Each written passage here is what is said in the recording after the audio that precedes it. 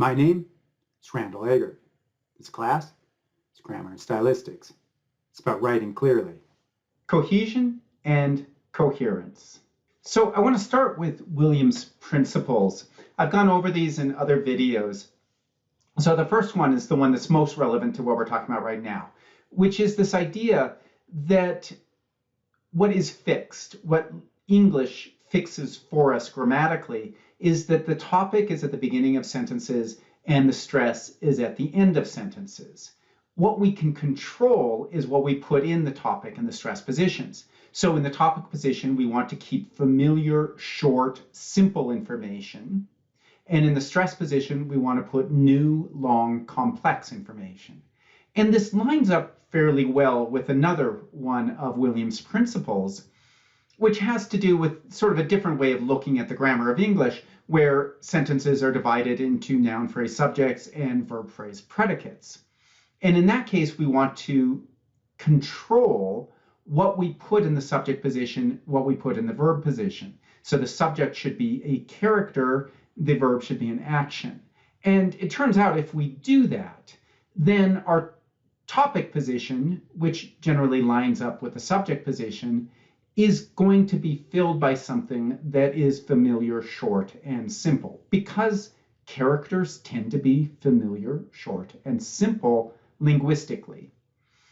And then that dash, dash, dash, that's where the stress position comes in, and that's what we want to fill with new, long, complex information. I have another video talking about cohesion, but I want to kind of summarize what I say in there. So first of all, we want to begin sentences with subjects or topics that are familiar to readers, that contain old information. In a paragraph, or really any size passage, we want to keep our topics short. We don't want to have long topics. That's going to strain a reader's short-term memory. Before a reader can start processing a sentence, putting the information into long-term memory, they first have to be able to identify the topic. And if the topic is more than about 5 words, then it starts to strain a reader's short-term memory capacity. The other thing we don't want to have is too many topics. If we have too many topics, then a reader's going to have a hard time keeping track of them. And we want to make sure that all of the topics relate to each other. And again, I've got another video where I talk about keeping those topics so that each one links to some element in the previous sentence. Now I want to contrast cohesion and coherence.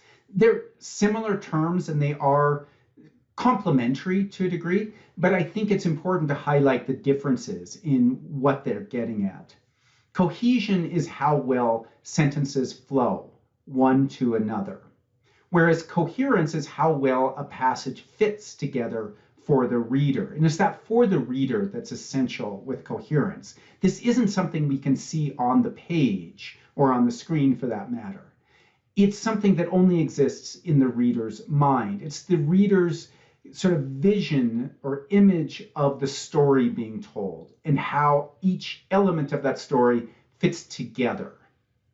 So when we're talking about cohesion, it depends on how consistent topics are.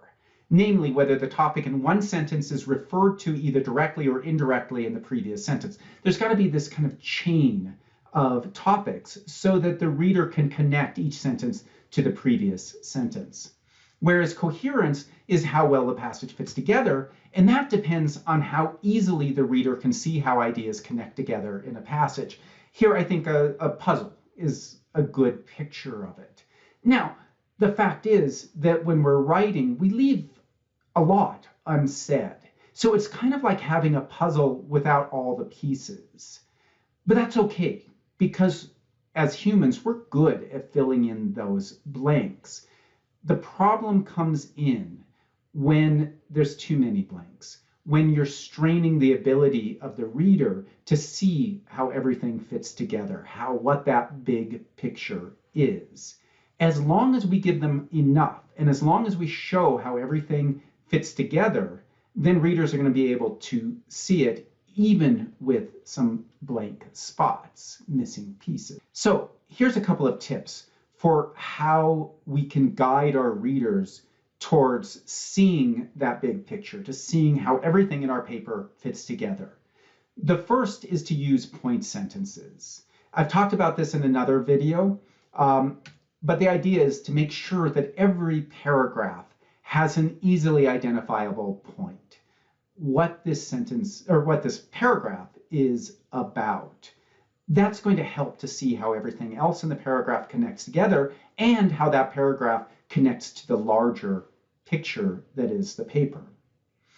Another approach is to do a little exercise where when you're editing your paper, give each paragraph a title, and then you look at that title. Now, the title should indicate what the passage is about in your mind, and then hopefully in the reader's mind.